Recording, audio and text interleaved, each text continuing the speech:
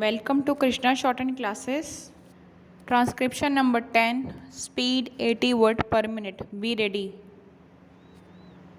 In discussing the demands for grants of the Finance Ministry, we have got to see to what extent the administration of this particular ministry has led to the development of our national wealth and the securing of the welfare which our state claims to have in view.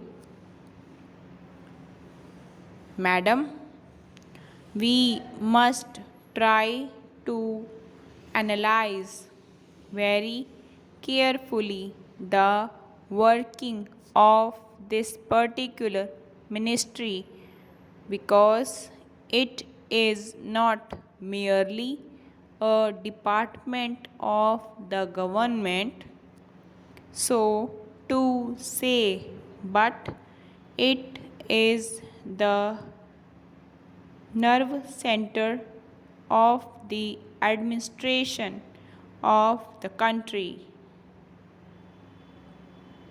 I would like first to refer to the role of foreign capital because in determining the manner in which the permission of capital issues has been granted by the particular administration, we should keep in our mind to what extent the interests of our nation have been served.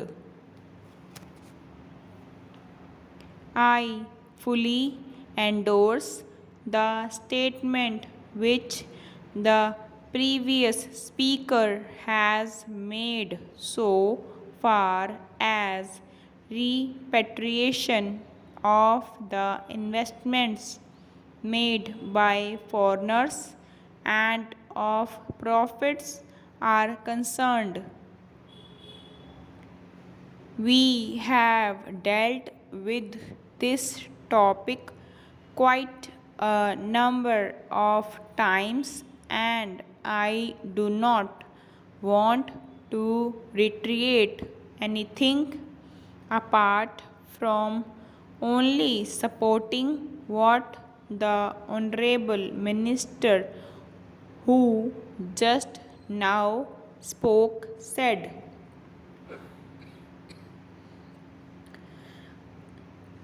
I would now like to deal with the investments of foreigners in India. Madam, the government of our country accepted the provisions that in allowing foreign investment it should come in only in such industry and such form of production wherein our national investors will not come forward and in which technical skill is wanted.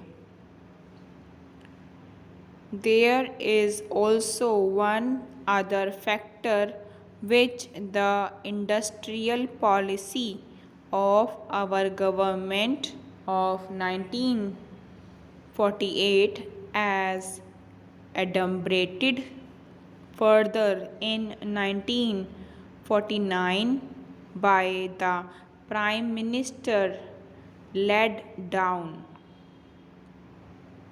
It specifically said that the control and ownership of such concerns should, as far as possible, be in the hands of Indian nationals, and the technical know-how of our country should be developed.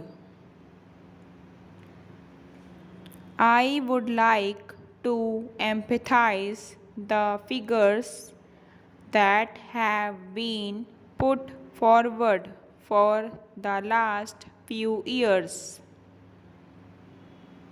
From 1997 till the end of 2012 or the early part of 2012, it has been reported that 19,000 rupees crores of foreign capital have been allowed to be invested in our country.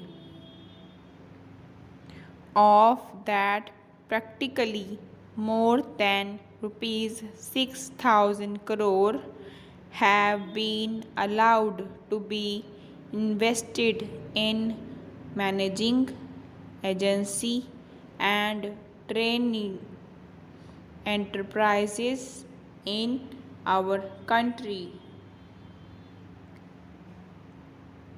Thank you.